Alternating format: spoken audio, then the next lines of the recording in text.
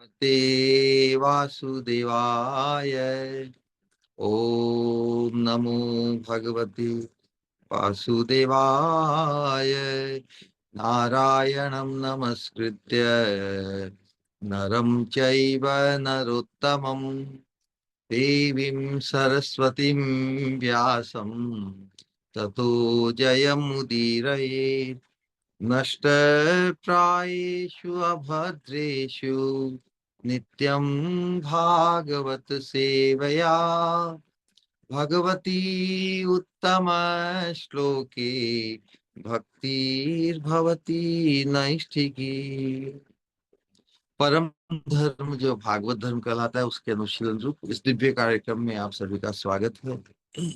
परम धर्म अर्थात कृष्ण प्रेम।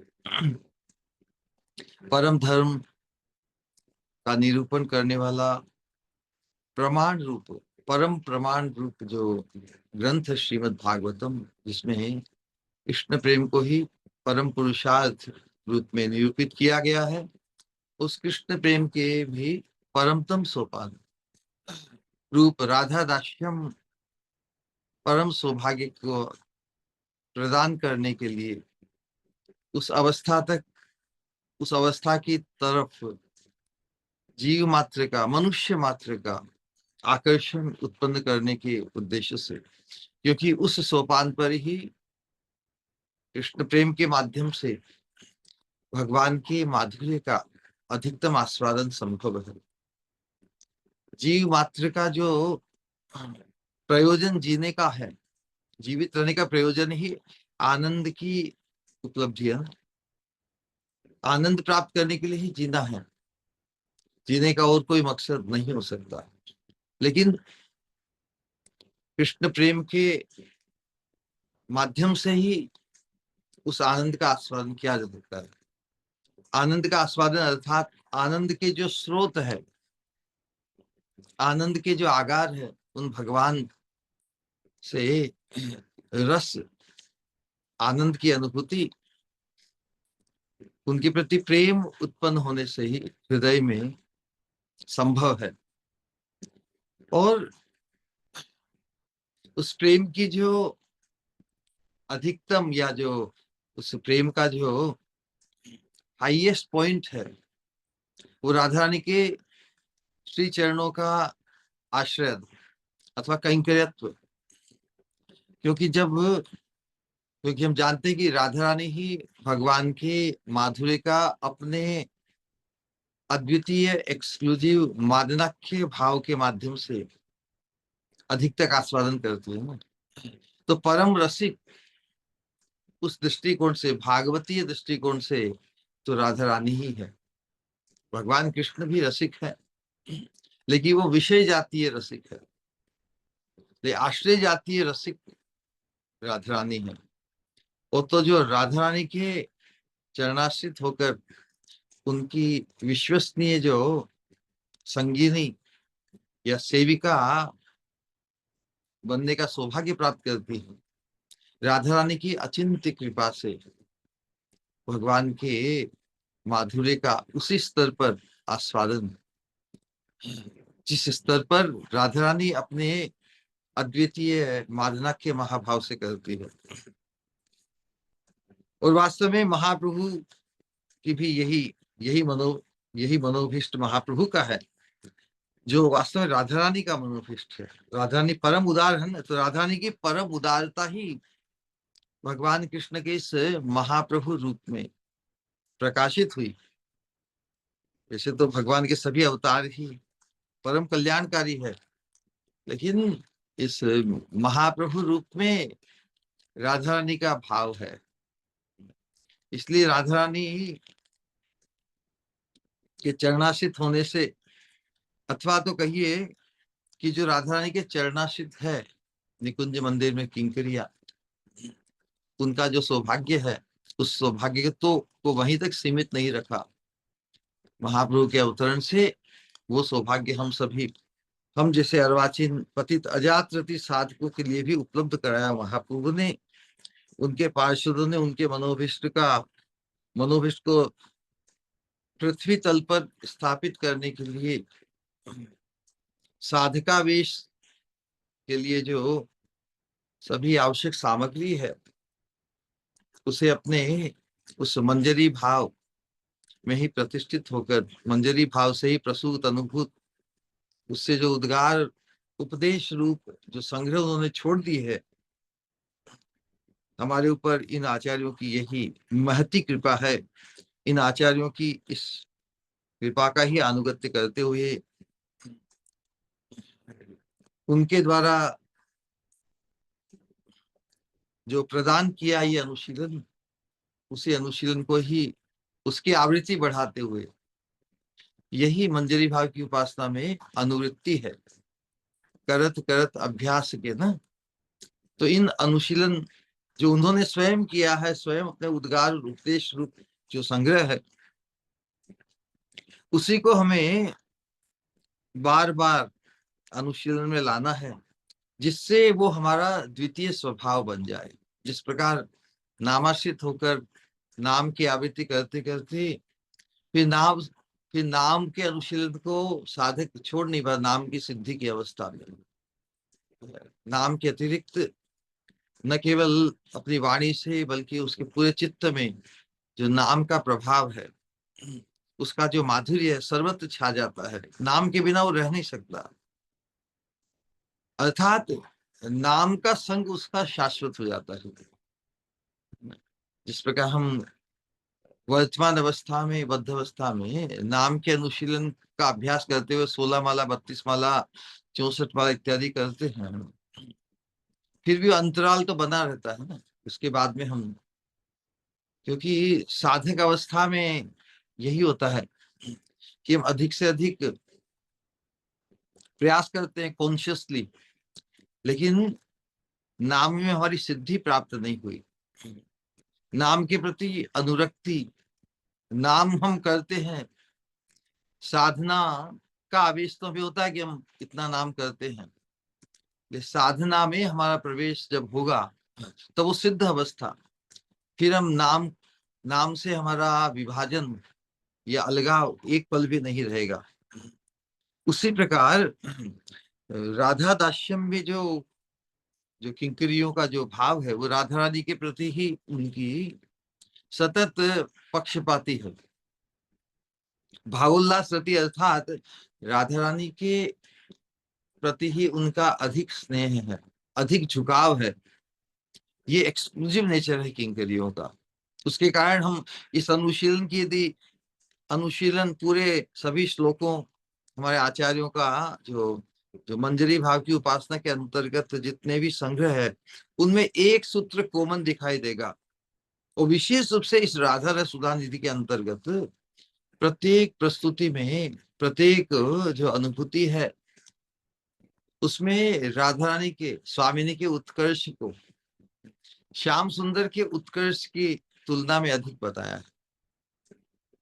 इसलिए अनुशीलन अद्वितीय है। हम लगातार, जो हम लोक और वेद में अन्यत्र जितनी भी साधना है, उनमें भगवान के उत्कर्ष, भगवान की सर्वोपरिता, परतत्वता का निरूपण है। इस राधा दास्यम अनुशीलन के अंतर्गत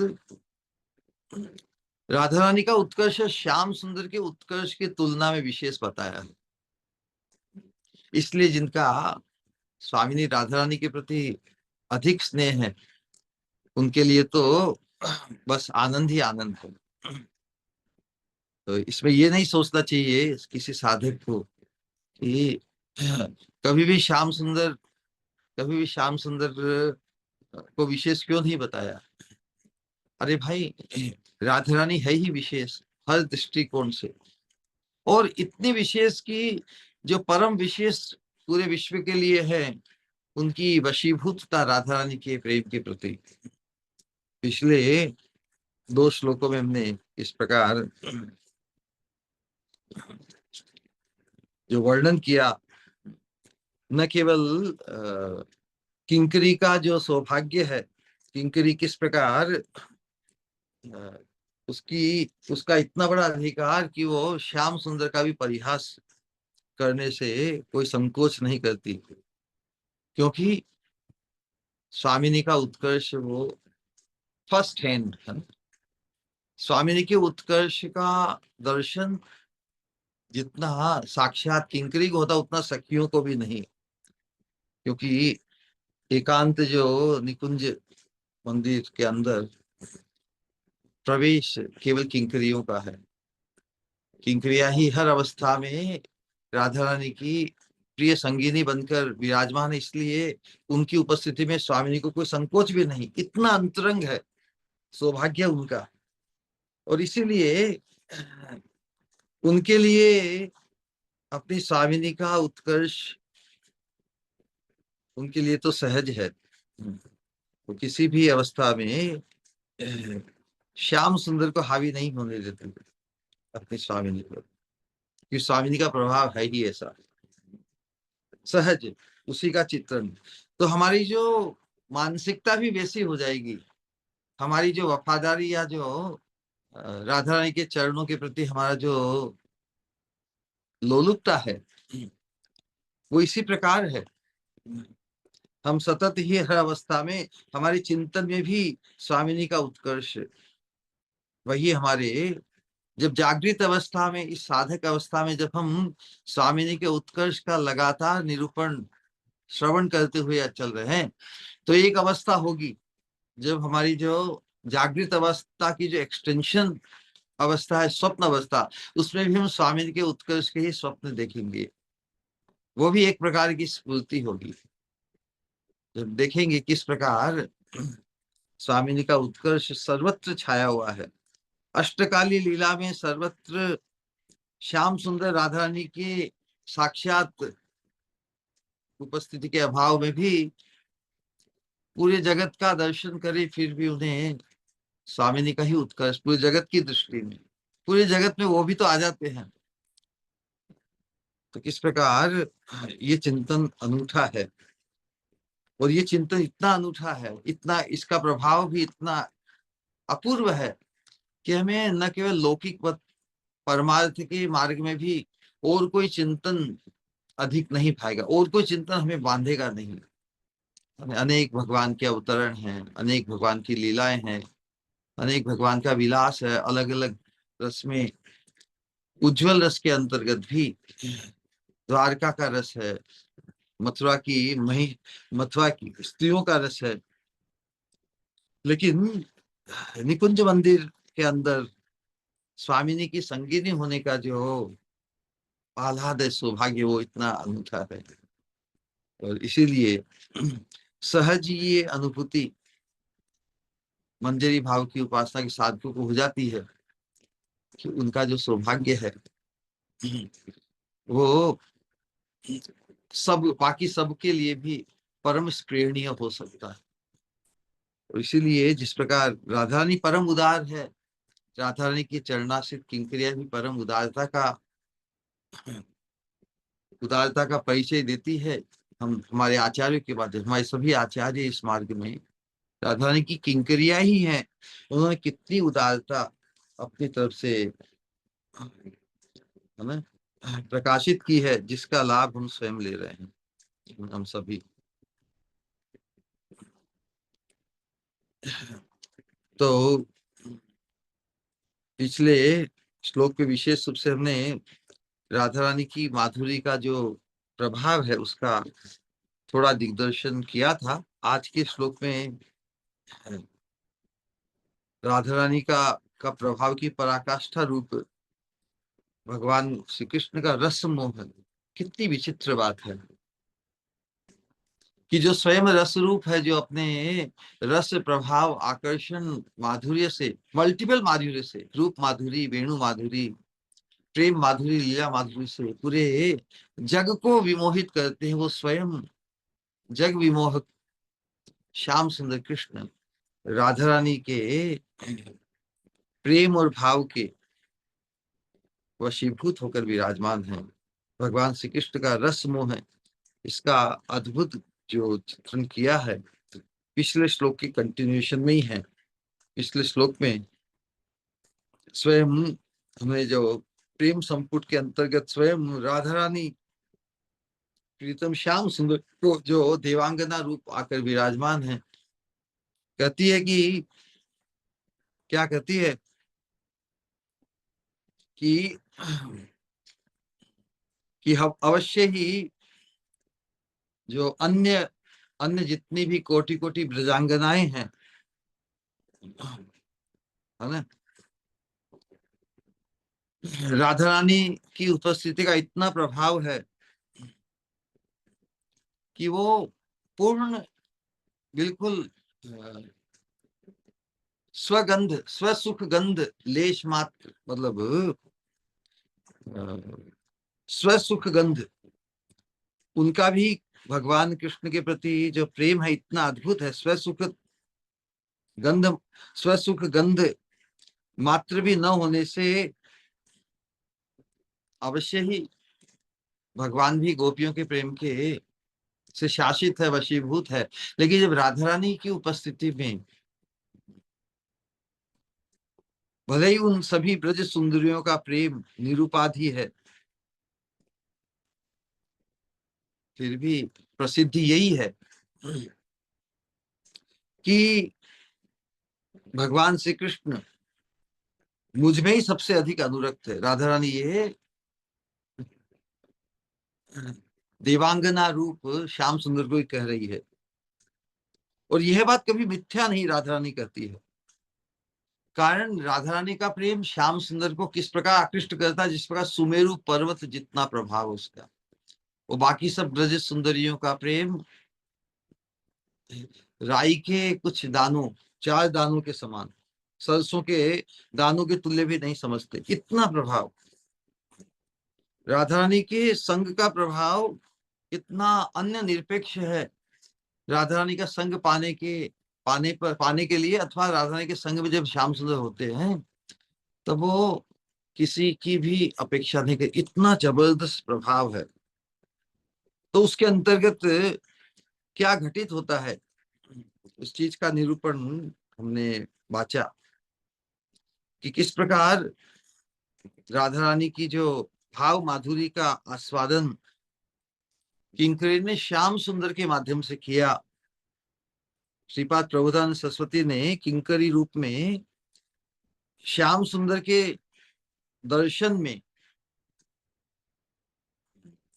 अपनी स्वामिनी राधा रानी की भाव माधुरी का आस्वादन किया। हम साथ ही राधा रानी की माधुरी के दर्शन में श्याम सुंदर का क्षोभ, क्योंकि सब समय तो मिलना संभव होता नहीं। उत्तर गोष्ठ लीला में जब श्याम सुंदर गोष्ठ की तरफ गोचारण के उपरांत शाम के समय आती, सभी गोपियां अट्टालिकाओं पर चढ़कर श्याम सुंदर के दर्शन के लिए बड़ी उत्कंठा आतुरता से देखती है। सभी के नयन नयन दृष्टि रूपी फूलों से श्याम आराधित होते हैं, लेकिन श्याम सुंदर स्वयं, श्याम सुंदर की नयन तो राधा रानी के मुखमंडल को देखने के लिए ही केवल आतुर है।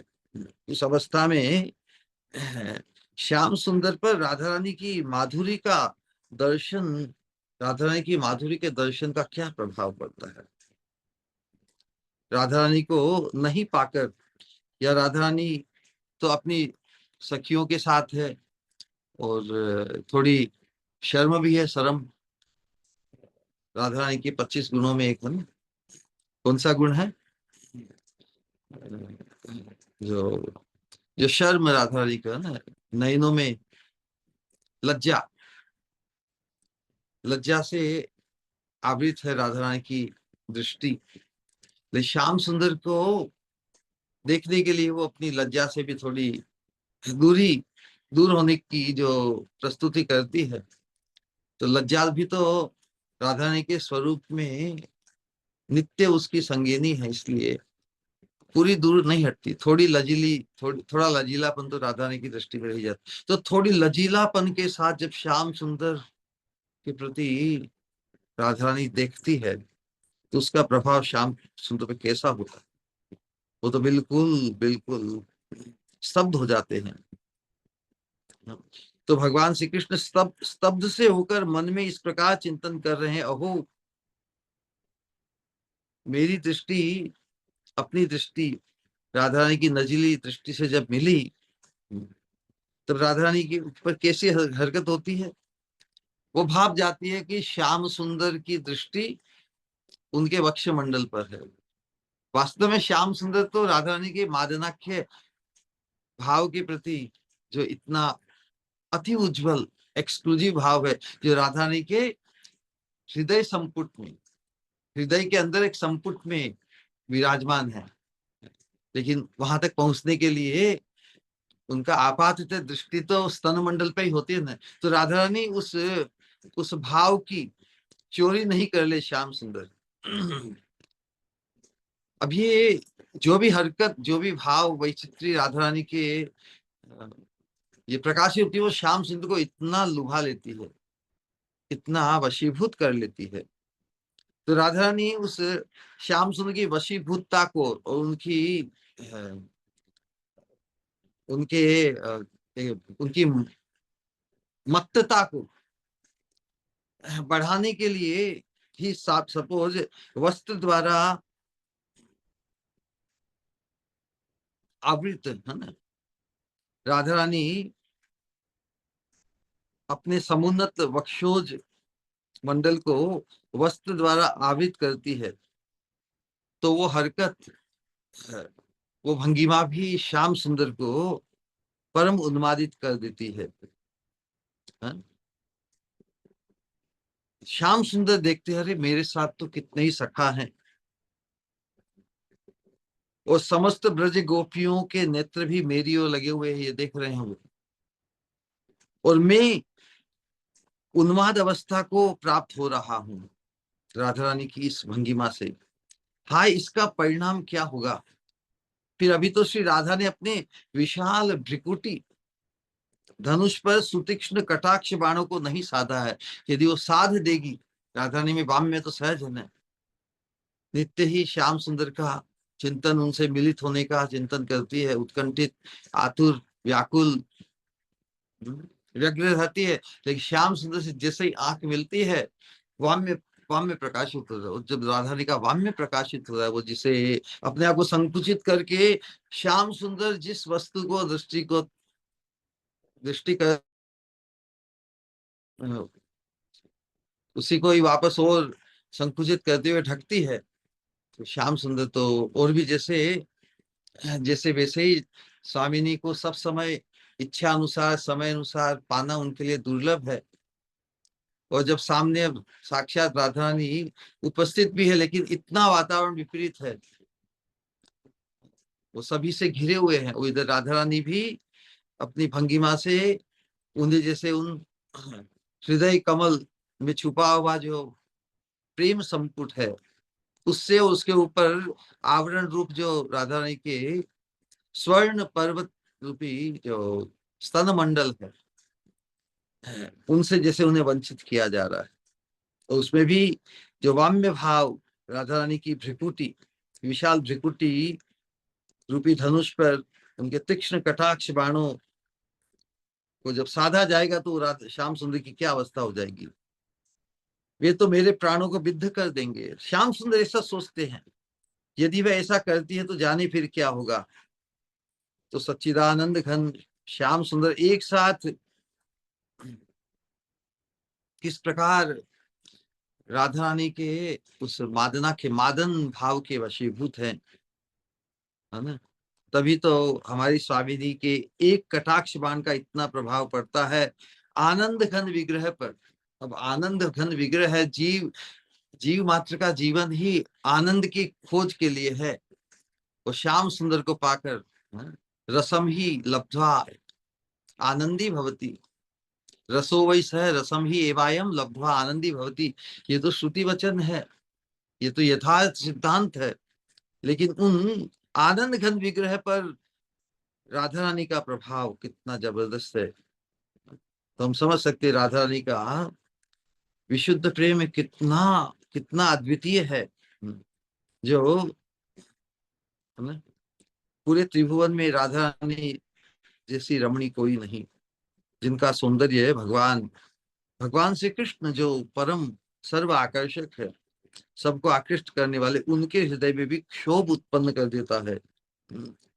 उस क्षोभ के कारण जो और अवस्था होती है, उसका निरूपण भगवान श्री कृष्ण का रस मोह को प्राप्त करते पूरे जगत को मोहित करने वाले श्याम सुंदर स्वयं राधा रानी का जो प्रेम है, मादना के भाव, उनकी जो भाव वैचित्र्य है, वही रस रूप अनुभूत होती है श्याम सुंदर के लिए। इसीलिए श्याम सुंदर परम तत्व की भी परम तत्व सार रूप राधा रानी विराजमान है।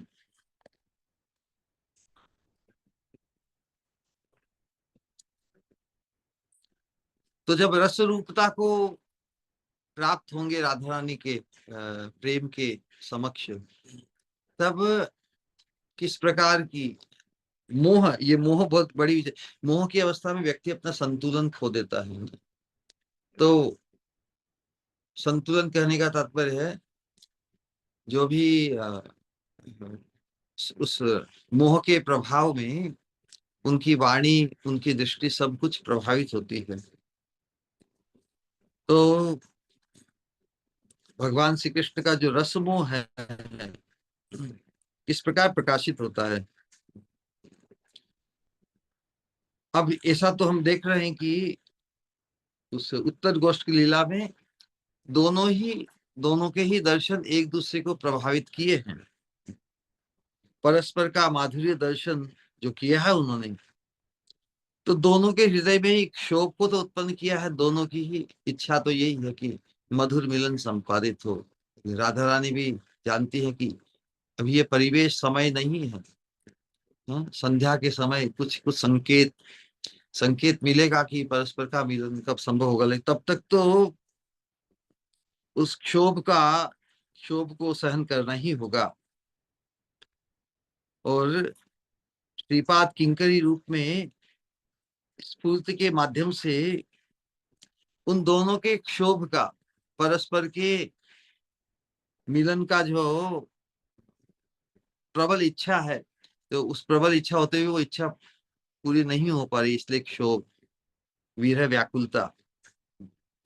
तो उनके परस्पर की विरह व्याकुलता रूपी क्षोभ से किंकरी रूप के माध्यम से, किंकरी के माध्यम से वो आस्वादन कर रही है। राधा रानी की माधुरी को देखकर श्याम सुंदर की जो मुग्धता है, अपने मन में उस माधुरी के प्रभाव का चिंतन कर रही है। मतलब अपनी स्वामिनी की माधुरी, और वो माधुरी कौन सी, भाव माधुरी, भाव वैचित्र्य के माध्यम से श्याम सुंदर पर जो प्रभाव पड़ा है, इस प्रकार वो मुग्धता को प्राप्त है, उसका चिंतन कर रहे हैं। और राधा रानी की कृपा से इस दासी ने,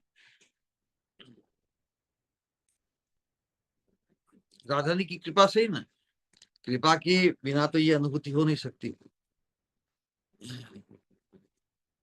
जो अभिव्यक्ति दी है ना पिछले श्लोक में, यही अभिव्यक्ति नहीं, किस प्रकार श्याम सुंदर पर प्रभाव पड़ा है, कितना गजब का। श्याम सुंदर के स्वयं के शब्दों में, श्याम सुंदर स्वयं ही राधा रानी की भाव माधुरी का जो प्रभाव श्याम सुंदर पर, उसको अपने शब्दों में व्यक्त किया है कि अरे रे, अभी तो केवल दर्शन हुआ है, जब वो भ्रिकुटी टेढ़ी कर कर जब कटाक्ष करेगी तब मेरी क्या अवस्था होगी। तो वर्तमान जो अवस्था है उत्तर गोष्ठ के दरमियान, राधा माधुर्य में जो उन्मत्तता प्राप्त की है भगवान श्री कृष्ण ने, अपने सखाओं के आगे अपनी जिस अवस्था का वर्णन किया है उन्होंने, है ना, किंकरी रूप में श्रीपाद उसे सुनकर इस श्लोक में श्री कृष्ण की उस वाणी का ही अनुवाद कर रहे हैं। जिस प्रकार पिछली वाणी में भी केवल अपने आप को ही कह रहे हैं कि राधा रानी जब ऐसा कटाक्ष करेगी अपनी भ्रिकुटी रूपी धनुष पर, कटाक्ष बाण को चढ़ा के छोड़ेगी तब मेरी क्या विचित्र अवस्था हो जाएगी। अब वो उनकी जो रस मोहता इतनी अधिक है कि वो अपने इर्द गिर्द जो सखा है उनको भी कहने से नहीं कतराते कि हे सखाओ, तुम्हारी सखा की हालत क्या हो रही है। उस देवी का प्रभाव, उस देवी का प्रभाव मुझ पर कैसा है जिसने सर्वस्व तुम्हारे सखा का हरण कर लिया। इस हद तक श्याम सुंदर व्यक्त करते हैं वाणी को, है ना। राधा रानी ने भगवान के प्रति एक रमणीय कटाक्षपात किया है। उससे भगवान की, भगवान कृष्ण की उन्मादना जात जनित भ्रांति अत्यधिक वर्धित हुई है। तो जब भ्रांति हो जाती है तो कभी कभी किसे क्या कहना है, वो किसे क्या कह रहा है, किसे कहा जा रहा है, लेकिन शब्द कुछ अलग ही निकलते हैं। वो भ्रांति आज के श्लोक में भगवान के शब्दों से प्रस्तुत हो रही है, जहां पर किंकरी ही श्याम सुंदर की जो अवस्था है, सखाओं को जिस प्रकार वो कह रहे हैं साक्षात। पिछले श्लोक में तो केवल अपने आप से ही कह रहे हैं कि ऐसी अवस्था होगी तो मेरी क्या हालत होगी। तो इस श्लोक में वो क्या कह रहे हैं, सखाओं को उसकी उत्प्रेक्षा, उसकी कल्पना किंकरी ने की है और कह रही है, भो श्री दामन सुबल वृषभ स्तोक कृष्णार्जुनाद्या किं वो दृष्टम मम नु चकिता दृग्गता नैव कुंजे काचित् देवी सकल भुवना प्लावि लावण्य पूरा दूरा देवाखिल महरत प्रेयसो वस्तु सख्यु। भो श्री दामाद, हे श्री दाम, हे सुबल, हे वृषभ, हे स्तोक कृष्ण, अर्जुन आदि सखाओ, अर्जुनाद्या आदि मतलब आदि सखाओ, किम वो दृष्टम ममनु चकिता दृग्गताम नैव कुंजे। क्या तुमने देखा उस देवी को, उस कुंज अधिष्ठात्री देवी। वास्तव में यहाँ पर कुंज अधिष्ठात्री देवी होती तो वहां पे विराजमान होती है ना, जो अधिष्ठात्री है जिस कुंज की, उसे वहां से क्या भय। लेकिन राधाएं तो जैसे जैसे इतनी दिख कर भी जैसे उपलब्ध नहीं, गायब हो जाती है। लेकिन श्याम सुंदर कहते हैं जो मेरी नयन गता हुई, मेरी मेरी दृष्टिगोचर हुई, लेकिन अब कहाँ गायब हो गई, है ना। राधा रानी ने जब श्याम सुंदर से दृष्टि मिली तो संकोच वाम्य प्रकाशित करते हुए उनकी दृष्टि देखी कि साक्षात उनके वक्षमंडल पर है। तो वक्षमंडल को ही अपने वस्त्रों से और ढककर जैसे दूर हो रही है। तो जब स्वामी ने अपने आप को दूर कर रही है, उसका प्रभाव श्याम सुंदर पर बड़ा विचित्र हो रहा है। तो वे सखाओं को ही क्या, क्या तुमने देखा कुंज अधिष्ठात कुंज अधिष्ठात्री देवी न होकर भी मेरी नयन गता चकिता और अपनी लावण्य लहरी माला से भुवन प्लावन कारिणी किसी अनर्वचनीय देवी ने दूर से तुम्हारी प्रिय सखा का सर्वस्व अपहरण कर लिया। क्या उसे देखा है उस देवी को, क्या तुमने तुमने देखा। मेरी तो दृष्टिगोचर नहीं रही। एक दृष्टिपात होते ही फिर स्वामी ने राधा अपने आप का संवरण कर लिया और श्याम सुंदर की अब दृष्टिगोचर नहीं हो रही है। तो उस व्यथा का निरूपण शब्दों से जैसे मोहन दशा को प्राप्त होकर श्याम सुंदर कर रहे हैं, इसका विश्लेषण विशेष रूप से भगवान की जो इस उन्मादना जनित जो भ्रांति है, इसका गोविंद लीलावृत में अद्भुत ढंग से वर्णन किया गया है, जहां पर भगवान श्री कृष्ण राधा रानी के कटाक्ष रूपी बाण द्वारा उनका जो अति कोमल मर्म स्थान, हृदय, हृदय कोमल है, परम कोमल है अंतर, मर्म स्थान है ना। को जैसे किसी ने बहुत ही एकदम झटके से छू लिया है, तो राधा रानी का एकदम अचानक दृष्टिपात करना, वो भी श्याम सुंदर की दृष्टि को पाकर सहम जाना, मतलब सहम क्या, संकुचित होकर जहां पे श्याम सुंदर की दृष्टि गई उस दर्शन से वंचित करना। तो राधा रानी का ऐसा कटाक्ष रूपी बाण द्वारा श्याम सुंदर का मर्म स्थान जैसे प्रभावित हो गया है। मर्म को किसने छू लिया, मर्म तो बहुत कोमल होता है ना, छुई मुई की तरह, है ना। छुई मुई फ्लावर होता है, उसको कोई छू ले तो एकदम वो मुरझा जाता है। उसी प्रकार जैसे श्याम सुंदर का जो मर्म स्थान है राधा रानी के कटाक्ष रूपी बाण द्वारा व्याधित हो गया है, ऐसा। उसके कारण वो परम व्याकुल हो गए हैं। वास्तव में ये कटाक्ष भाव मादि सभी ब्रज सुंदरिया ही महाभाव को प्राप्त है। महाभाव से ही रंजित ब्रज सुंदरियों का भी पूर्ण कृष्ण प्रेम के प्रेम है, पूर्ण कृष्ण प्रेम, कोई अन्य कोई भाव नहीं। एकांतिक कृष्ण सुख तात्पर्यमयी जो सभी ब्रज सुंदरियों का भी जो प्रेम है, उनके दृष्टिपात से भी समस्त ब्रज सुंदरियों के कटाक्ष बाणों से श्याम सुंदर भी, उनके सर्वांग भी क्षत विक्षिप्त होते हैं, फिर भी वैसे व्याकुल नहीं होते जितना स्वामिनी का एक कटाक्ष बाण उनके हृदय को घायल करता है, व्याकुल कर देता है। यहाँ भी तुलनात्मक दृष्टि है। सभी ब्रज सुंदरियों की के कटाक्ष बाण का जो प्रभाव श्याम सुंदर पर पड़ता है, लेकिन राधा रानी की एक कटाक्ष बाण का जितना प्रभाव स्वामी श्याम सुंदर पर पड़ता है, उसकी तुलना वो तो अतुलनीय है। राधा रानी के कटाक्ष बाण ने भगवान श्री कृष्ण का मर्म भेद कर उन्हें व्याकुल कर दिया था। वे अपनी अवस्था का वर्णन करते हुए भ्रांतिवश सबसे पहले श्रीधाम का आह्वान करते हैं। वस्तुतः है श्रीधाम का आह्वान करेंगे क्या, श्रीधाम कौन है।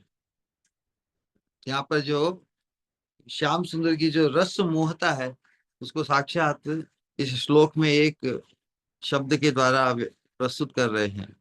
श्याम सुंदर राधा रानी से जो उनकी विरह और जो पीड़ित अवस्था, व्याकुल अवस्था है, उसका निरूपण क्या राधा रानी के भाव को राधा रानी के भाई के समक्ष कहेंगे क्या। राधा रानी के भाव के समक्ष तो और तुम्हारी तुम्हारी बहन ने मुझे कितना घायल कर दिया है, ये तो एक प्रकार रसावास हो जाएगा। राधा रानी का भाई है, उसके साथ तो एक विशेष संबंध है। राधा रानी के साथ जो कंजुगल रति क्रीड़ा का प्रभाव जो श्याम सुंदर अनुभव करते हैं, राधा रानी के भाव को कहेंगे, भाई को कहेंगे क्या। लेकिन जब मोहन दशा को प्राप्त होता है व्यक्ति, तब ऐसी अवस्था होती है। वस्तुतः है श्रीराम तो राधा रानी का भ्राता है ना। यदि भगवान कृष्ण अपनी नॉर्मल कंडीशन में होते, यहाँ राधा रानी का प्रभाव, राधा रानी का जो प्रभाव है वो कितना जबरदस्त है कि वो मोहन दशा को प्राप्त हो रहे हैं। यदि भगवान श्री कृष्ण नॉर्मल कंडीशन में होते, नॉर्मल प्रकृति में अवस्थित होते, तो श्री राधा रानी के माधुर्य का जो प्रभाव का श्रोता क्या श्रीराम हो पाता है। श्रोता के रूप में श्रीराम को कभी संबोधित नहीं करते ना कि श्रीराम देखो तुम्हारी बहन की जो जो जो कटाक्ष दृष्टि है, मैं तो घायल होता जा रहा हूँ, है? उसका उस मेरी मेरी दृष्टि उसके वक्ष मंडल पर, इस प्रकार की चर्चा भाई से तो नहीं करते ना राधा रानी के। तो कभी भी ऐसा संबोधन श्री राम को नहीं करते। और यही है, और क्यों नहीं करते, क्योंकि एक मर्यादा है ना। प्रबोधानंद सरस्वती पाद ने अपने श्री कृष्ण भावनामृत महाकाव्य में लिखा है कि उत्तर गोष्ठ की लीला जो वर्तमान चली रही है, उत्तर गोष्ठ में जिस समय भगवान श्री कृष्ण राधा आदि प्रेयसियों के दर्शन करते हैं, जब वो मोमेंट आता है, जब मुहूर्त आता है, उसके पहले ही बलराम जी और श्रीदाम और जो, उनको मालूम है कान्हा का मनोभिष्ट क्या है। कान्हा एकांत में एक टक अपनी प्रियतमाओं से चार आंखें करना चाहते हैं। तो वो मोमेंट आए उसके पहले ही बलराम जी और श्रीदाम आदि जो सखा है, जिनकी उपस्थिति में श्याम सुंदर को संकोच होगा नहीं।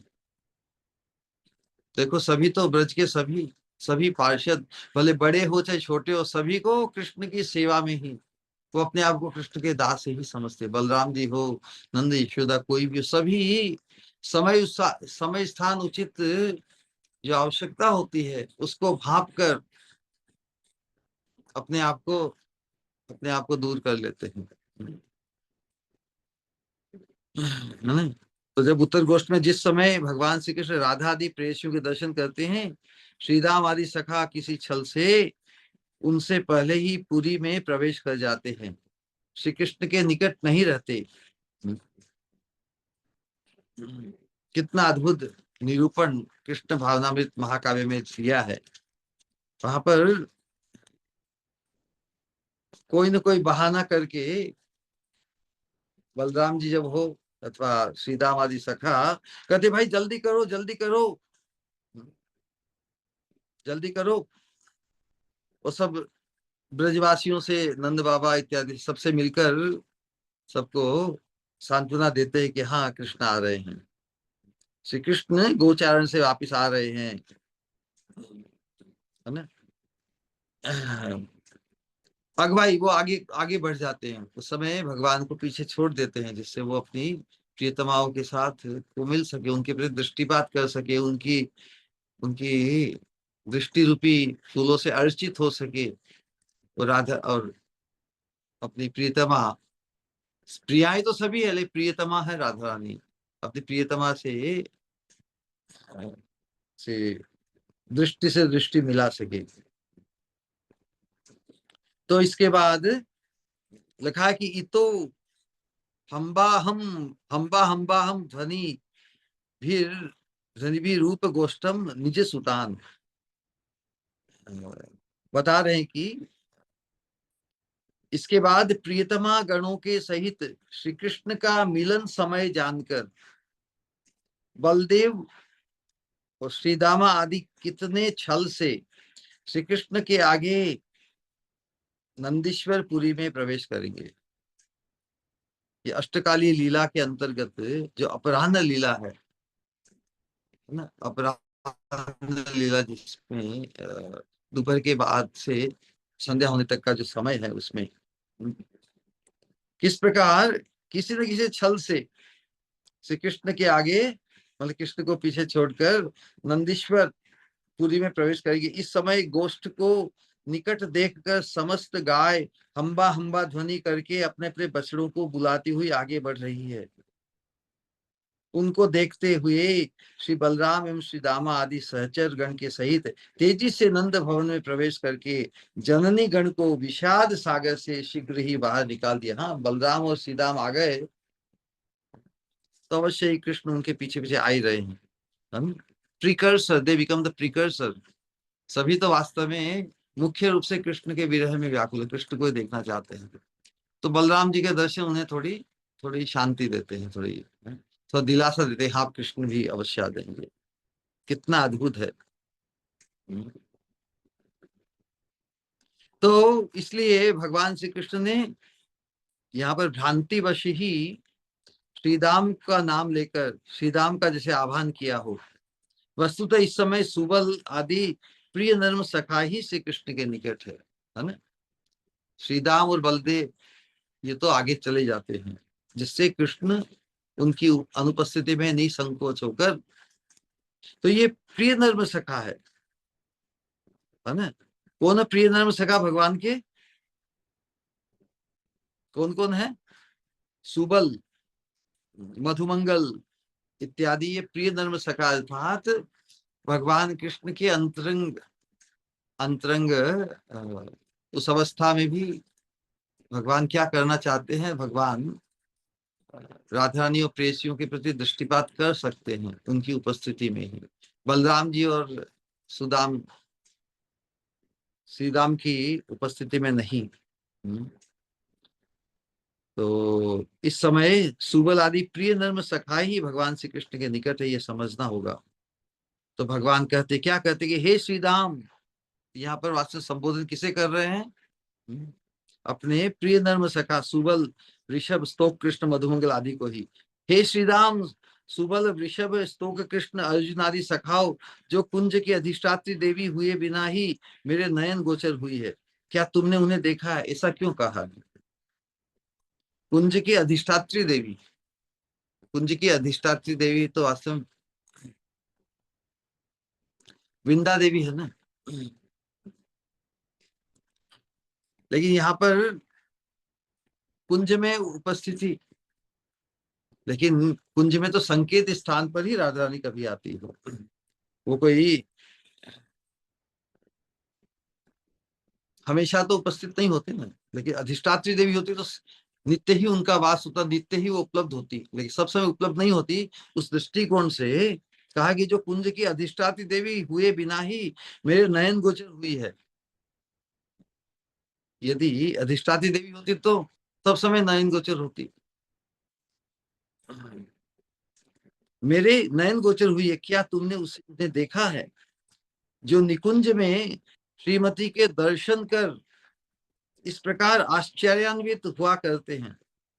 जो निकुंज में श्रीमती के दर्शन कर इस प्रकार आश्चर्यान्वित हुआ करते हैं, वे श्रीमती को श्री वृषभानु राजभवन में चंद्रशाला में देखकर विचार कर रहे हैं। कहाँ पर देख रहे हैं? निकुंज में उत्तर गोष्ठ के समय जब वृषभानुपुर में मतलब वर्षाना में ही वृषभानु राजभवन में चंद्रशाला,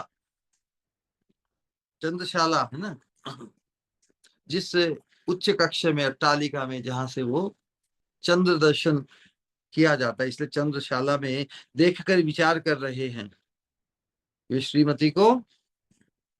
यह निकुंज तो नहीं है, दर्शन तो श्याम सुंदर ने वहां उस अट्टालिका में ही किया ना राधा रानी का। तो यह निकुंज तो नहीं है, इसलिए यहाँ ऐसा मोह उत्पन्न कर मेरे नयन गोचर ये कौन हुई है? श्याम सुंदर को तो मिलन का अनुभव निकुंज मंदिर में ही होता है, लेकिन यहाँ पर तो क्षण काल के लिए ही केवल उस चंद्रशाला में वृषभानु राजभवन में हुआ है। तभी सखाओं से नैव कुंजे कहा है। ये कुंजेश्वरी तो नहीं है, कुंज के अधिष्ठात्री नहीं है। उसी देवी की माधुरी का वर्णन करते हुए कहते हैं सखाओ, उसी सचकिता देवी, क्योंकि जब श्याम सुंदर से जब दृष्टि मिल गई तब राधा रानी भी जैसे सचकित हो गई, एकदम चकित होकर अचानक उनमें छुई मुई जैसा भाव आ जाता है। तो सखाओ उसी सचकिता देवी ने अपनी लावण्य लहरियों से अखिल भुवन को आप्लावित कर दूर से ही तुम्हारे इस प्रिय सखा का सर्वस्वरण कर लिया। वो अपने आपे में नहीं रहा, ही लॉस्ट एवरीथिंग, अपना संतुलन। जब व्यक्ति अपना संतुलन ही खो दे अपने, लोक में कहते हैं ना कि यदि किसी ने, वो कहता है यदि किसी ने धन को खोया है तो कुछ नहीं खोया, धन तो चमड़ी के मेल जैसा है, आता है चला जाता है। किसी ने धन को खोया, कुछ नहीं खोया। किसी ने स्वास्थ्य को खोया तो कुछ खोया है, लेकिन किसी अपने चरित्र को खोया है तो सब कुछ खो दिया, फिर वो अपने आपे में नहीं रहता ना, ही लॉस्ट एवरीथिंग। तो यहाँ पे श्याम सुंदर की अवस्था वैसी ही है।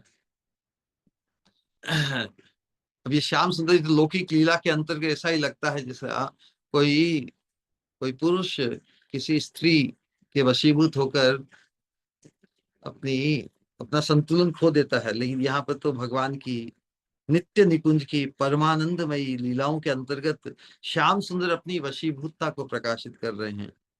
सखाओं को कह बैठते हैं कि उसी सच गीता देवी ने अपनी लावण्य लहरियों से अखिल भुवन को आप्लावित कर दूर से ही तुम्हारे इस प्रिय सखा का सर्वस्व अपहरण कर लिया है। लज्जावती श्री राधा रानी ने सभी के समक्ष सचकित भाव से श्री कृष्ण के प्रति कटाक्षपात किया है, तभी कहा है सचकिता।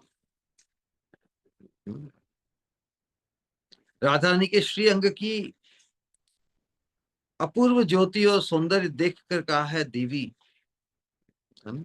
राधा रानी की जो प्रेजेंस है, राधा रानी का जो जो लावण्य है, उसकी जो उसकी जो द्युति है, उसका जो प्रकाश है, वो बड़ा ही जैसे अभिभूत करता है श्याम सुंदर को। स्वामिनी के श्री अंग की अपूर्व ज्योति और सौंदर्य देखकर श्याम सुंदर देवी, देवी की परिभाषा ही है कि देवी कही द्योतमाना परमा सुंदरी। राधानी परमा सुंदरी है, उनके श्री अंगों की द्युति चमत्कृत कर रही है श्याम सुंदर को। श्री अंग की अपूर्व झील मिलाती कांति धारा देखकर कहा है, अपनी अपूर्व लावण्य लहरी माला से जिन्होंने विश्व को आप्लावित कर रखा। किसने? देखो यहाँ पर जब भी कांति धारा या जो श्री अंग की द्युति, जिस प्रकार ब्रह्मा जी कहते हैं कंदर्प कोटि कमनीय विशेष शोभम, श्याम सुंदर का जो आकर्षण है, उसका प्रभाव है, इतना कमनीय है, सभी आकर्षण को परास्त कर देता है, कोटि कंदर्पों के आकर्षण को भी परास्त कर देता है। ऐसी अपूर्व जिनकी जिनका प्रभाव है ना। यहाँ पर किसके प्रभाव की पराकाष्ठा है? स्वामिनी, स्वामिनी के प्रभाव की। और उसका प्रभाव किस पर पड़ता है? श्याम सुंदर पर, जो जिनका वर्णन यह है कि जिनके लावण्य की एक कणिका से अखिल विश्व में रस का प्लावन उमड़ जाता है। उन्हीं श्याम सुंदर की चित्त भूमि को भी आप्लावित डुबो रही है। किसने? कौन डुबो रही है? राधा रानी की लावण्य लहरी, राधा रानी के श्री अंगों से विस्तार को पा रही जो लावण्य धारा है, वो श्याम सुंदर जो स्वयं लावण्य की मूर्ति है पूरे विश्व के लिए, उस लावण्य की मूर्ति को भी प्लावित डुबो रही है अपने लावण्य के प्रभाव में। उसी लावण्य से श्रीमती ने श्याम सुंदर का सर्वस्व हरण कर लिया है। भगवान तो स्वयं अपने सौंदर्य माधुर्य से विश्व का मन हरण करते हैं, तभी उनका एक नाम है हरि। हरि के तो अनेक अर्थ है, लेकिन जो मुख्य अर्थों में एक है जो सबके संकट हरे। विचार कीजिए, चैतन्य चैतामृत में वर्णन है 24वें अध्याय मध्य लीला के 24वें अध्याय के 59 और 60 नंबर के 2 श्लोक है। उसमें यही बताया है कि हरि, हरि के ऐसे तो नाना अर्थ है। हरि शब्दे नाना अर्थ है, दुई मुख्यतम सर्व अमंगल हरे प्रेम दिया हरे मन। सब अमंगलों को, सभी दुविधाओं को, सभी कष्टों को हरते हैं हरि, एक मुख्य अर्थ। दूसरा है सभी के मन का हरण करके प्रेम देते हैं। जिनके मन को हरण करते हैं उनको ही तो प्रेम प्रदान करते हैं ना। तो यहाँ पे यही है, उनका एक नाम है हरि। भगवान श्री कृष्ण स्वयं भगवान एवं निखिल भगवत स्वरूपों के मूल तत्व है। इसीलिए श्रीमद् भागवत में कहती है स्वयं एवं हरि। किन किन के मनों का हरण करते हैं भगवान। जितनी भी स्तुतियां आई थी हम भगवान की ब्रज लीला या कृष्ण रूप के प्रति जो जो आकृष्ट हुए, सबने सबके मन का हरण किया ना भगवान ने। नाग पत्नियों से आरंभ कर रमा देवी पर्यंत अखिल रमणियों के तथा स्थावर जंगम से लेकर साक्षात वैकुंठाधिपति श्रीमन नारायण के भी मन चित्त का हरण विस्मित करने वाले भगवान, सबके साथ साथ खुद के भी मन को भी हरण करने वाले। अपनी रूप माधुरी की झलक जब उन्होंने द्वारका के जो स्तंभों में देखी, है ना, चमकीले मतलब जो दर्पण युक्त स्तंभों में, दर्पण युक्त छोटे छोटे होते हैं ना दर्पण, उनमें जब अपनी ही छवि को देखा तो उसमें भी हो विस्मापनम स्वस्य च सौभग रिद्धे परम पदम भूषण भूषणांगम। उद्धव जी कहते हैं यन्मर्त्यलीलोपैकं स्वयोग माया बलम दर्शयिता गृहीतम विस्मापनम स्वस्य च सौभग रिद्धे परम पदम भूषण भूषणांगम। भगवान का सौंदर्य इतना कमनीय है, उनकी रूप माधुरी इतनी है, जो भगवान की इस मानवीय लीला यन मर्त्य लीलोपैकम, मर्त्य इस मनुष्य लोक के अनुरूप लीलाओं के होकर विराजमान हुए। भगवान श्याम सुंदर का जो अति कमनीय रूप उनकी मर्त्य लीला या मनुष्य लीला के अति उपयुक्त था, जिसकी माधुरी को देखकर उन्होंने न केवल पूरे वातावरण को, पूरे ब्रजवासियों, पशु पक्षी परिंद सबको विमोहित किया, मोहित किया। और जो सौभाग्य की पराकाष्ठा को प्राप्त जो श्रीमन नारायण है, सौभाग्य लक्ष्मी कहलाती है। तो सौभाग्य लक्ष्मी जिनके चरणों की दासी हो, तो लोक और वेद दृष्टि में सबसे अधिक सौभाग्य नारायण का, श्रीमन नारायण का बताया गया है। इससे श्रीमन नारायण में जिनकी इष्ट बुद्धि होती है, वो सोचते हैं हाँ श्रीमन नारायण से विशेष कोई नहीं, लेकिन उन्हें ये मालूम नहीं विस्मापनम स्वच्छ जो सौभग रिद्धे, जो सौभाग्य की पराकाष्ठा को प्राप्त है श्रीमन नारायण, वो भी भगवान कृष्ण की इस कमनीय रूप माधुरी से सम्मोहित है, विस्मित है। अरे ऐसा रूप लावण्य भी, अपने मूल रूप के प्रति स्वयं श्रीमन नारायण भी। इसलिए मूल रूप श्याम सुंदर होने से उनका एक विस्तार, स्वांश विस्तार ही श्रीमन नारायण वैकुंठ मूर्ति होकर विराजमान है। तो कोई भी अपने मूल रूप के प्रति तो आकृष्ट होगा ना। वो स्वयं श्याम सुंदर भी अपने मूल रूप, अपने इस कमनीय रूप के प्रति आकृष्ट है। तो विस्मापनम स्वच्छ सौभग, स्वच्छ खुद भी परम पदम भूषण भूषणांग, इतना कमनीय रूप भगवान जिनका है, अपने सौंदर्य माधुर्य पर स्वयं भी विमोहित हो जाते हैं। विस्मापनम स्वच्छित शोभगृते परम पदम भूषण भूषणागम। उन्हीं स्वयं हरि के मन का भी श्रीमती ने, अरे देखो अपने रूप से तो विस्मित हुई, कैसे मैं इतना सुंदर हूं, लेकिन भले ही अपने रूप से विस्मित हुए हैं, लेकिन वशीभूत किनके रूप के प्रति हुए, इनके भाव के प्रति, राधा रानी के। उन्हीं स्वयं हरि के मन का भी श्रीमती ने दूर से ही अपनी किंचित सुषमा आकर्षण द्वारा हरण कर लिया है। केवल मन ही हरण किया हो सो नहीं, मन बुद्धि चित्त प्राण आदि सर्वस्व ही हरण कर लिया है। वही देवी निकट उपस्थित होकर उत्तम प्रकार से अपने सौंदर्य माधुर्य का प्रभाव विस्तार करने लगे। वही देवी साक्षात निकट उपस्थित होकर उत्तम प्रकार से अपने सौंदर्य माधुर्य का प्रभाव विस्तार करने लगे। तो क्या होगा कहा नहीं जा सकता। दूराद शब्द से यही वंजित हुआ है। दूर होके भी जब एक एक कटाक्ष दृष्टि भी श्याम सुंदर को इस प्रकार विमोहित कर देती है, तो साक्षात निकुंज मंदिर में उनकी क्या अवस्था होती होगी, ये तो सहज ही समझा जा सकता है। हम साधकों के लिए जो ये अद्भुत अनुशीलन है, हम भी इससे पूर्ण लाभान्वित हो। किस प्रकार हो, तो हमारे चिंतन में भी ये राधा रानी जो युगल की जो अष्टकालीय लीला में बहुत समय विरह के विरह के दरमियान किस प्रकार श्याम सुंदर प्रभावित होते हैं राधा रानी की एक दृष्टि को पाकर।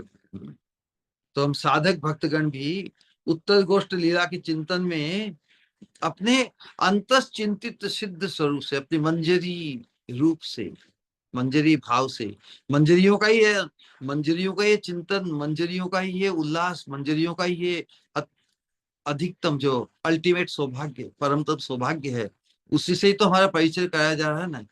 क्यों कराया जा रहा है? क्योंकि पोटेंशियली वही हमारा भी सौभाग्य होने वाला है। तो हम साधक गण भी इस उत्तर गोष्ठ लीला के चिंतन में अपने अंतस चिंतित सिद्ध स्वरूप से अपनी प्रियतमा स्वामिनी के निकट रहकर किंकरी रूप,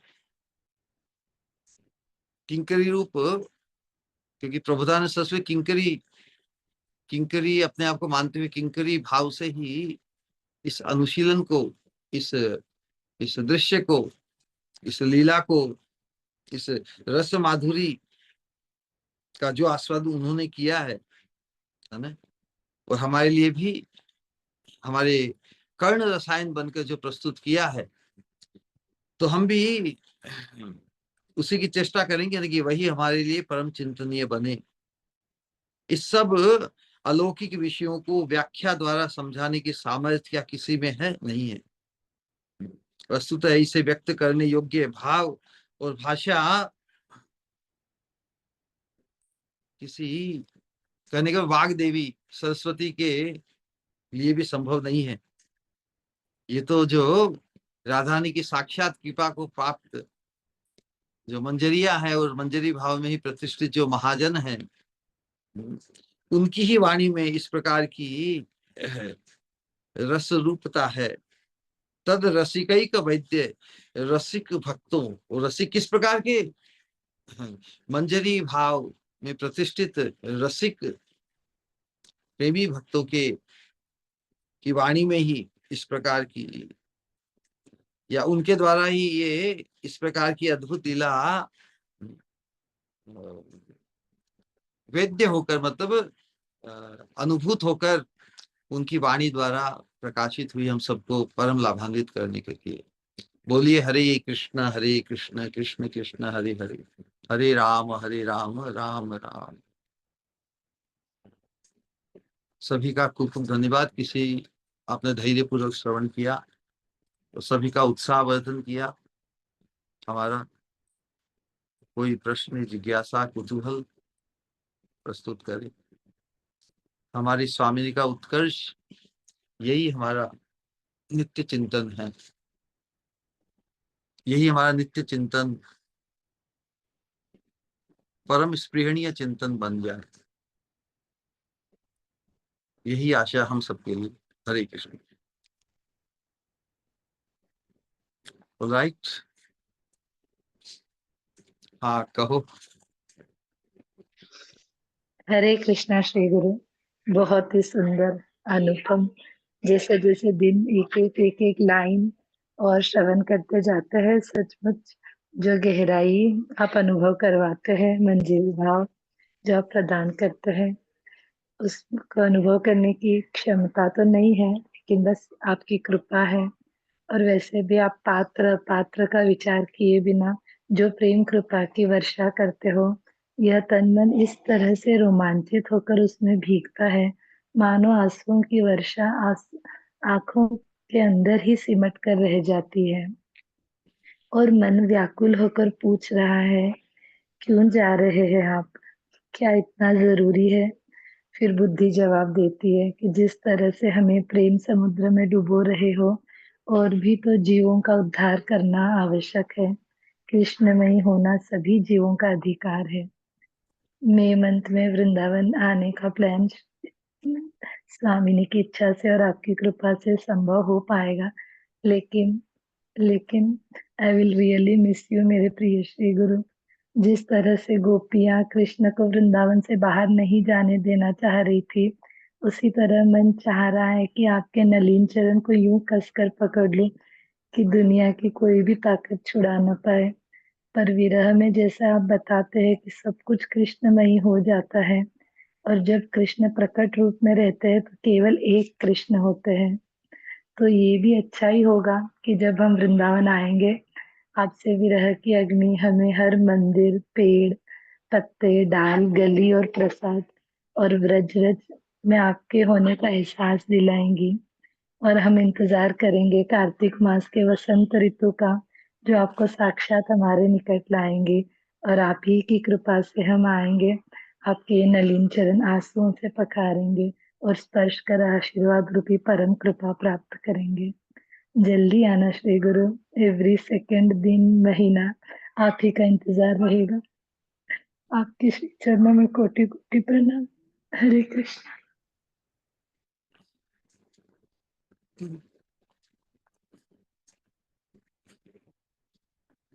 कहाँ कहाँ हम जाते हैं दूर। हम तो आप सभी के प्रेम से ही तो बंधे हैं, क्योंकि इस सजातीयता में जो अंतरंग बन जाते हैं, उनके आनंद, उनकी खुशी, उनके भाव का स्मरण तो सतत रहता ही है। और विशेष रूप से इस अनुशीलन के माध्यम से अपेरेंटली जो समय और स्थान ना, मतलब स्पेस, लेकिन ये जो क्या कहते हैं, ये जो टेक्नोलॉजी के माध्यम से हम इस अनुशीलन को तो सतत रेगुलर रखेंगे, फिर भी नेचुरली ये बहुत दूर जाने, एक तो किसी के वृंदावन में साक्षात होने की प्रतीति और वृंदावन से दूर जाने की प्रतीति एपेरेंट तो है ही, लेकिन रियलिटी में नहीं है, इसलिए इतना अधिक व्यथित होने की भी आवश्यकता नहीं। हम तो आप सबसे ही जुड़े हुए हैं, ये एहसास हमें सतत होता है। और इसीलिए विश्व में कहीं पे भी भ्रमण करिए शरीर, लेकिन चेतना से तो हम सभी प्रेमी भक्तों से जुड़े हैं। बस यही कहना है। हरे कृष्ण। और और किसी का कोई प्रश्न या जिज्ञासा?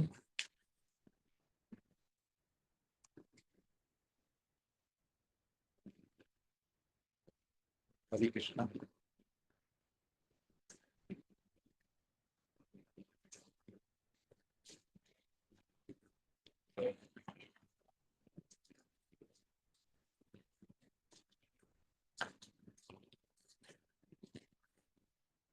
हरे कृष्णा।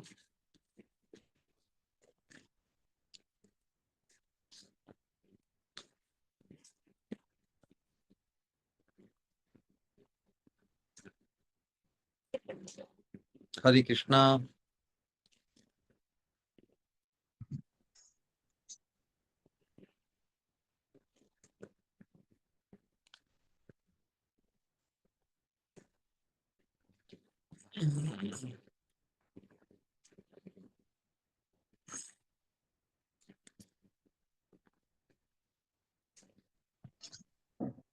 कोई कोई ट्रेन में यात्रा करे, ट्रेन में कंफर्टेबल है?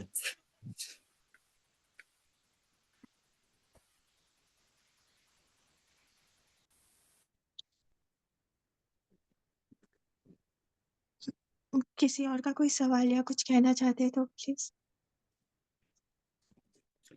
कहने का अभ्यास करेंगे तो परस्पर साधकों में, क्योंकि ये सजातीय संघ है ना, सजातीय संघ में हम एक दूसरे के से परिचित होंगे, एक दूसरे से हम पॉजिटिवली प्रभावित भी होंगे, और हमारी जो अंतरंगता है वो बढ़ेगी। वास्तव में ये अनुशीलन हम सबके लिए ही बड़ा ही अनूठा है, लेकिन इसकी जो वैचित्री है उसका भी कोई पार नहीं है। हर बार के अनुशीलन में नूतन ही अनुभूत होता है, कितना रस भरा है।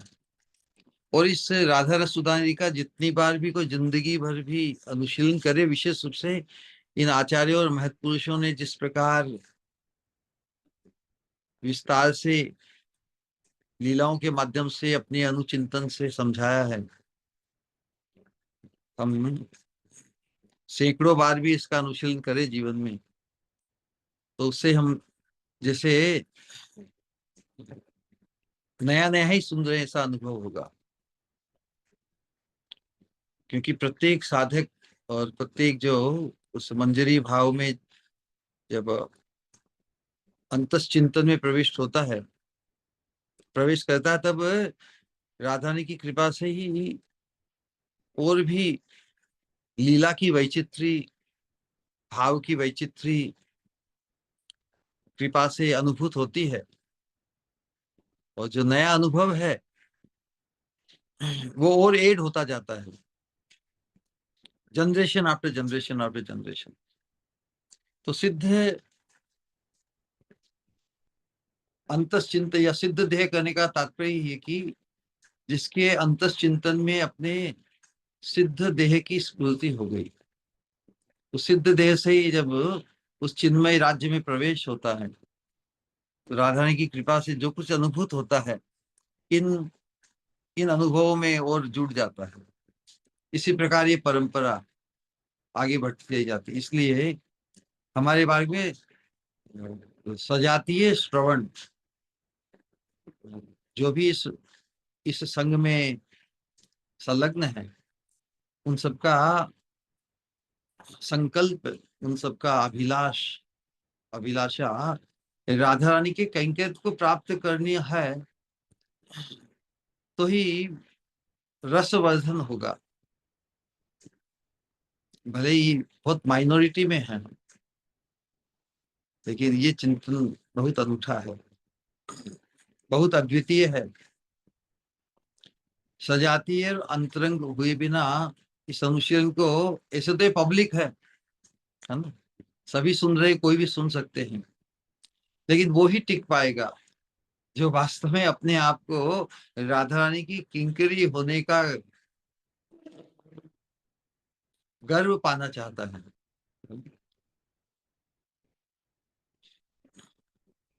यही बॉटम लाइन है। तो इसीलिए हम सभी साधकों को राधा रानी की किंकरी मानते हुए उनके प्रति जो संबोधन भी है, वो भी जिस प्रकार का किंकरियों का परस्पर के प्रति होता ना सखी भाव, उसी प्रकार से है। हम सबकी ही स्वामिनी श्रीमती राधिका रानी, तो कॉमन स्वामिनी हो किसी की, और सभी का उनके प्रति प्रेम हो, पूर्ण प्रेम। कैसा प्रेम? भावोल्लास रति, जिसमें राधा रानी के प्रति हमारा सबका झुकाव अधिक है। तो वैसे सजातीय आशय वाले साधक के साथ हमारी घनिष्ठता स्थापित हो, हमारे हृदय में जो अनुभव होता है उसको परस्पर के साथ शेयर करें, ये बहुत आवश्यक है। अन्यथा हम खुद तक ही सीमित रह जाएंगे अपने बात का। रूप गोस्वामी कहते सजातिया शय स्निग्धे, सत्संग सत्संग की पूर्णता सजातीय आशयता में ही है।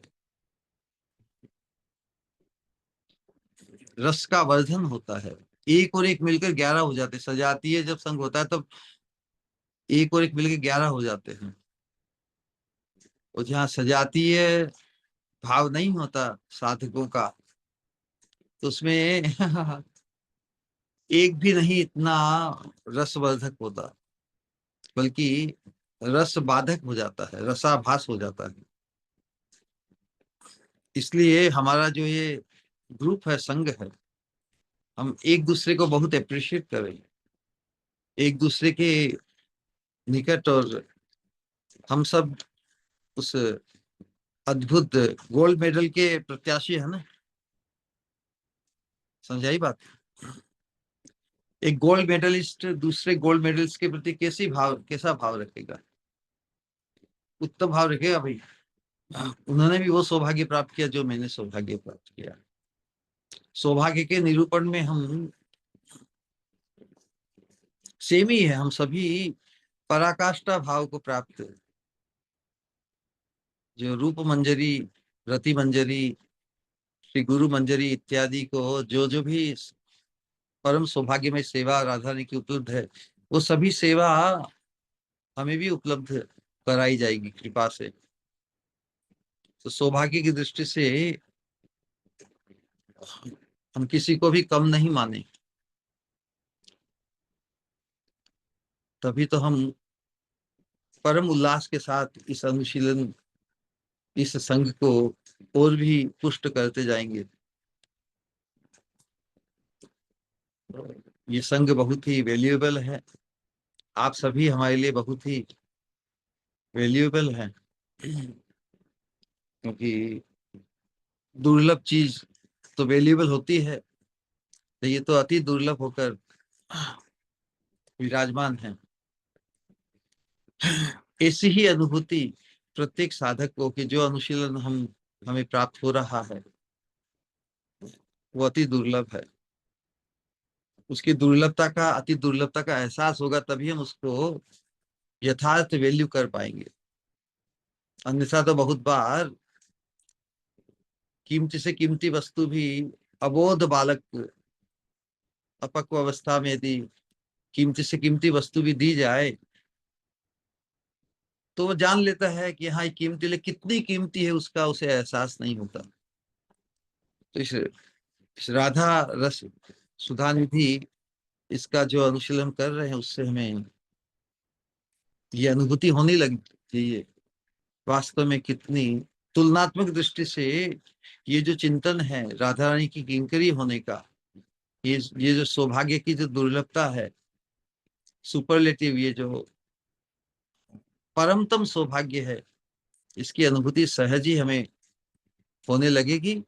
और फिर हम इस संग के को किसी अन्य संग से रिप्लेस कर ही नहीं पाएंगे, है ना।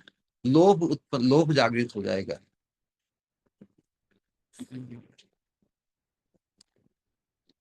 हरे कृष्ण।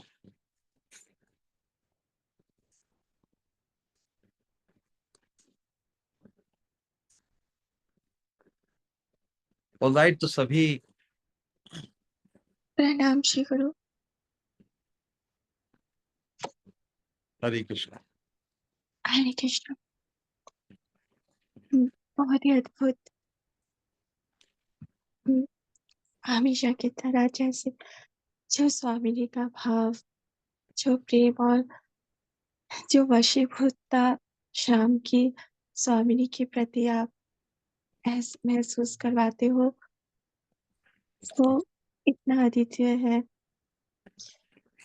कि ये महसूस होता है कि हमारी स्वामिनी कितनी यूनिक है और कितनी स्पेशल और कितनी अद्भुत और कितनी अनुपम। कोई भी शब्द सफिशिएंट नहीं है उनके लिए कि जो जिन कृष्ण के पीछे पूरा जहाँ पूरी दुनिया है, पर वो उन स्वामिनी की एक नज़र के लिए, एक कटाक्ष भरी नज़र के लिए किस तरह बेचैन और किस तरह आतुर रहते हैं।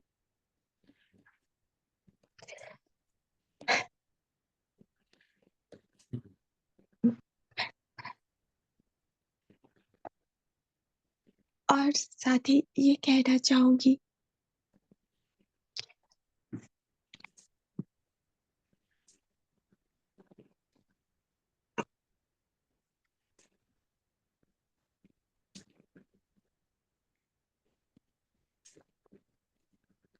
जा रही हूँ, जा रही हूँ सात समंदर पार, जा रही हूँ सात समंदर पार, रुक जाओ ये तो नहीं कह सकती, रुक जाओ ये तो नहीं कह सकती, पर इतना जरूर कहना है, पर इतना जरूर कहना है, ख्याल अपना रखना वहाँ पे, ख्याल अपना रखना वहाँ पे, यूं तो रहती हूँ दूर हमेशा ही, यूं तो रहती हूँ दूर हमेशा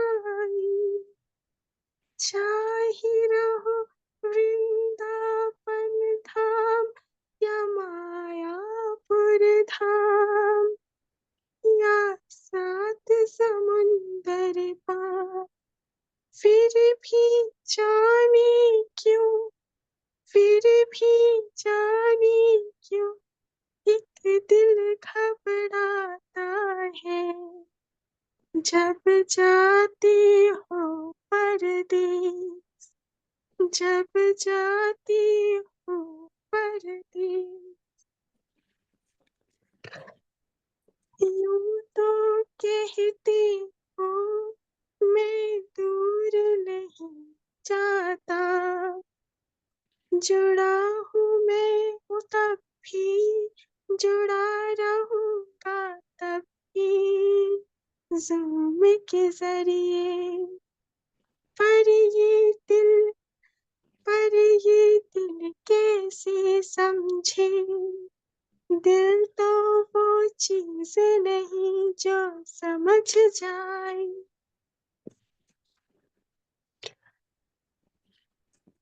जो वृंदावन की रज, जिन चरणों की है आदि, वृंदावन की हर लता पता, जिस जिस जिस सुंदर मनमोहक चेहरे को देखने की है आदि, मैं नहीं वो भी तो सुना सुना महसूस करेगी। मंगला आरती में वृंदावन का जब पट खुलेगा, स्वामिनी की हमारी स्वामिनी की नजरें भी तो ढूंढेगी अपनी प्रिय मंजरी को। यूं तो स्वामिनी है हर पल आपकी ही साथ, आपकी एहसासों में ही पाया स्वामी का एहसास।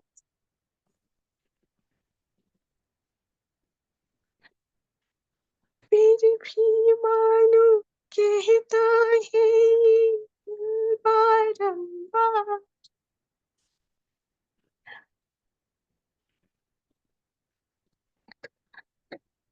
मानो कहना चाहे वंचितोष्मि, वंचितोष्मि, वंचितोष्मि,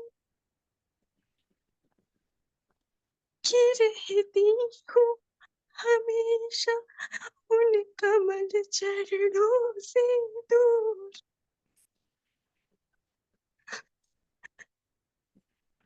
कि सेवा को, उन चरणों की सेवा को ही तरसी ये मन प्राण। जाने कब वो घड़ी आएगी जब होंगी आपके कमल चरण और होगा हाथ मेरा, कि उन हाथों की संपूर्णता तो केवल तुम्हारे चरणों की सेवा में ही। ना है प्रेम कोई मुझ में, ना है प्रेम कोई मुझ में, ना कोई भाव, ना है प्रेम कोई मुझ में, ना है कोई भाव। फिर कैसे मैं कहूँ, फिर कैसे मैं कहूँ तुमको जल्दी वापस आना,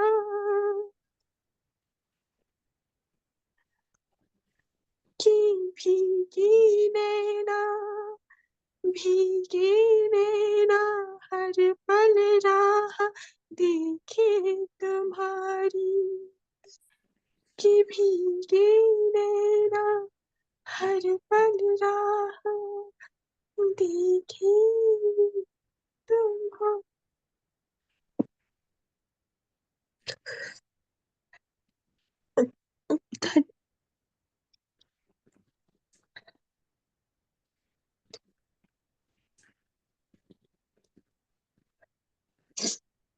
धन्यवाद शब्द इज नेवर एवर सफिशिएंट। जो भी आप हर पल देते हो, बिल्कुल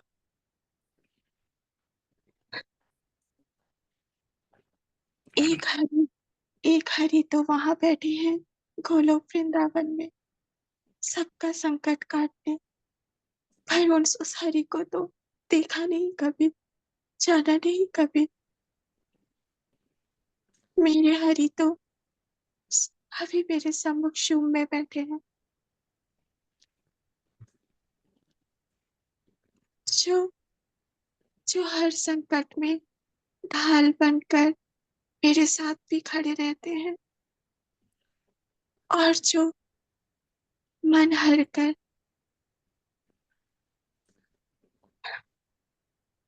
प्रेम का सागर बहाते हैं।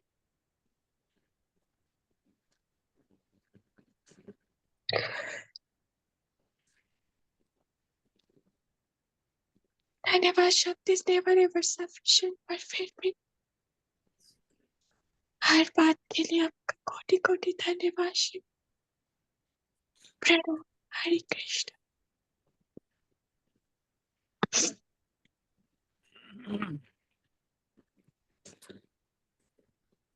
बोलिए हरे कृष्ण कृष्ण कृष्ण हरे हरे, हरे राम राम राम। हम सब 3 बार हरे कृष्ण महामंत्र का उच्चारण करेंगे हमारे प्रिय श्री गुरु के सम्मान में, प्रियतम उच्चता के भाव के साथ। हरे कृष्णा हरे हरे कृष्णा कृष्णा हरे हरे कृष्णा कृष्णा कृष्णा कृष्णा कृष्णा कृष्णा हरे हरे हरे, हरे हरे हरे राम हरे राम राम राम हरे हरे हरे। राम हरे राम हरे राम कृष्णा हरे कृष्णा हरे कृष्णा कृष्ण कृष्णा हरे हरे, हरे राम राम हरे राम हरे राम हरे। हरे हरे राम कृष्णा कृष्णा कृष्णा हरे हरे हरे, कृष्ण राम हरे राम राम हरे राम हरे राम हरे कृष्णा श्री हरे गुरु। कृष्णा। प्रणाम श्री गुरु। हरे कृष्णा श्री स्वामी निवृत्ति वस्तु प्रणाम श्री गुरु। ताई गौर प्रेमानंदे प्रणाम हरे श्री गुरु।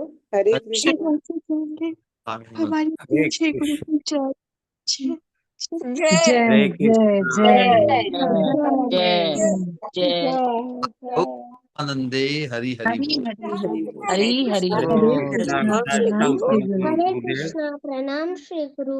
प्रणाम श्री गुरु। प्रणाम हरे श्री गुरु। Krishna. Hare Krishna. Very Gaurangi growing up Gaurang हरे कृष्णा श्री गुरु चंद्र प्रणाम। हरे कृष्णा श्री स्वामी निवृत्ति। हरे हरे कृष्णा कृष्णा प्रणाम श्री गुरु। प्रणाम गुरुदेव। तो हरे हरे कृष्ण। कृष्णा प्रणाम श्री गुरु। तो नेक्स्ट सत्संग अनुकूल रहेगा तो सैटरडे को लंदन से हरी बोल। देख संडे सैटरडे और मंडे, और फिर वापस सैटरडे को यूएसए से। सैटरडे को हम या सैन फ्रांसिस्को से आगे निकलते हैं। ठीक है, होपफुली। तो जूम कहीं भी हो, हाँ, हम करीब अनुभव कर सकते हैं। अच्छा है, आप सबके प्रयास से ही ये सब रेगुलर मिल पाते हैं, और परस्पर के विचारों का आदान प्रदान और परस्पर के भाव को भाप सकते हैं, है ना, मिलते हुए। और कीर्तन में भी डेली मिलने का सौभाग्य हम सबको मिलता है। अच्छी बात ही है।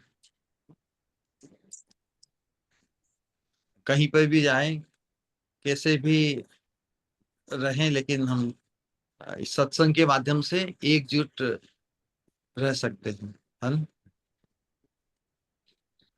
लाइफ में सत्संग ही डिफरेंस मेकर होएगा। सत्संग ही डिफरेंस मेकर है हमारे जीवन में।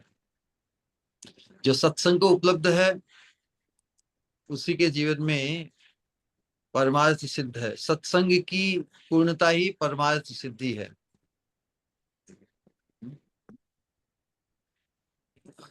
यही भागवत धर्म का रहस्य है, यही भागवत धर्म की पूर्णता है।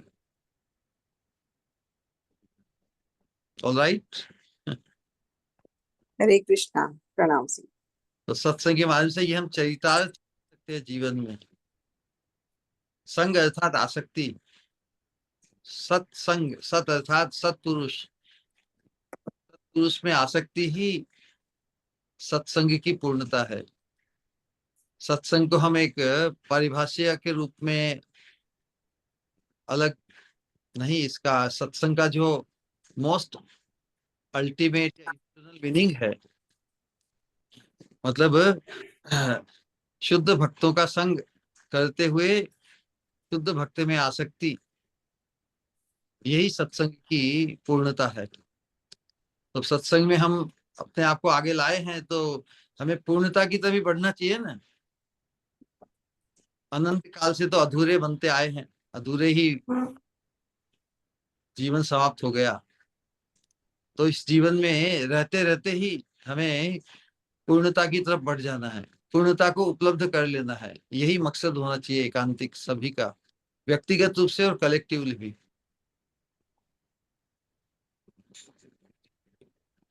All right then.